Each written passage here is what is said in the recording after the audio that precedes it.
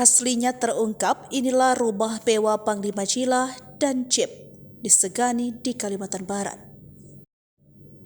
Jauh dari kesaktian, kehidupan Panglima Cila yang asli terbongkar.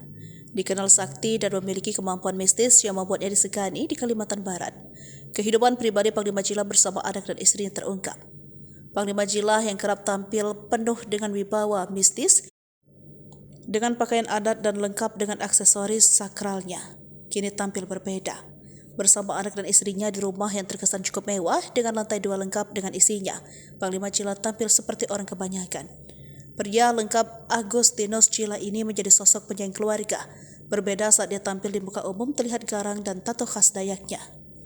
Tampak terlihat beberapa bagian dari rumahnya, mulai dari ornamen khas Dayak, ada patung Panglima Cila di depan rumah, hingga bagian dalam rumah di Kabupaten Landak, Provinsi Kalimantan Barat. Seperti dilansir dari akun Saragah Borneo dan Jentalamiang 23 Agustus 2023. Panglima Cila tampak mengenakan kaos gelap oblong. Bersama anaknya tampak dalam rumah itu terdapat akuarium lengkap dengan ikannya. Kemudian di rumah pemimpin besar TBBR ini ada beberapa ruangan khusus untuk kegiatan adat dan alat-alat Dayak. Adapun beberapa kendaraan seperti motor dan juga mobil Jeep yang terparkir di depan rumahnya seperti terlihat di salah satu akun TikTok.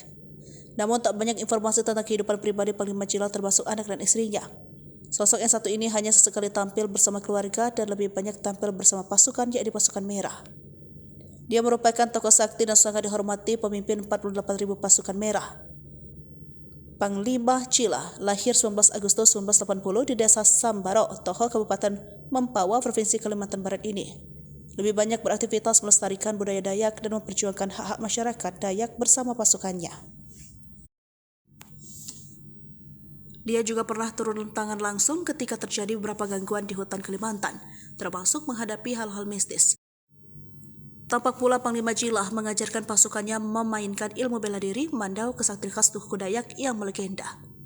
Di lain kesempatan dia memperlihatkan kemampuan berkomunikasi dengan roh leluhur dan menjadi jembatan komunikasi bagi warga Dayak. Seperti diketahui, Panglima Cila menjadi sorotan ketika ia marah dan melaporkan Rocky Gerung lantas menghina Presiden dan IKN. Imbas dari hal ini, Panglima Cila kemudian mendapatkan perlawanan dari Panglima Pajaji, mantan hulu palang pasukan merah yang memisahkan diri karena merasa tak sepaham. Panglima Pajaji menolak tegaknya IKN di Kalimantan karena dianggap akan merusak kelestarian hutan dan Dayak di Kalimantan.